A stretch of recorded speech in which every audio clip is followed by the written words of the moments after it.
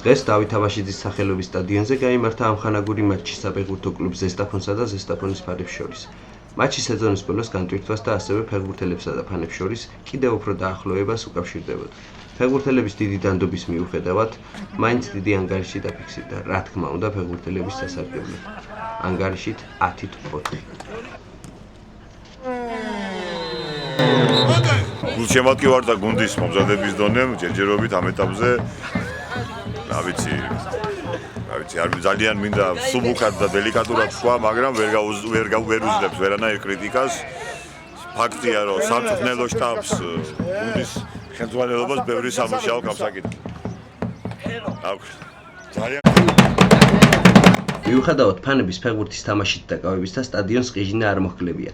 ორივე გუნდს ზესტაფონის პატარა ფანები ემხნევებდნენ.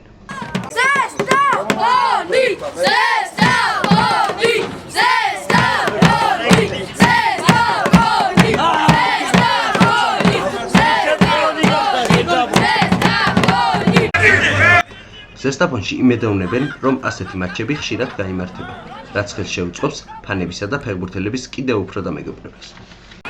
დღეს საფეხბურთო კლუბ ზესტაფონს დაუპირისპირდა ფან-კლუბი. ამხანაგური მატჩი იყო და მართალია დაუმარცხეთ, მაგრამ მაინც კარგი შეხვედრა გამოვიდა მთლიანობაში, ჩვენც ნასიავნები დავრჩიდა.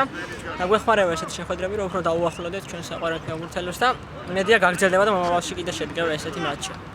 დღეს 15 მაისს ძალიან სასიამოვნო საღამო იყო ზესტაფონის დავით აბაშიძის სახელობის სტადიონზე. ფან-კლუბი შეხვდა საფეხბურთო კლუბ ზესტაფონს. ბევრი ვიხალისეთ, გავერთეთ, ერთმანეთს მოვესიყვარულეთ. იმედია ეს ერთიანობა გუნდისა და ფან-კლუბის კვლავ გაგრძელდება.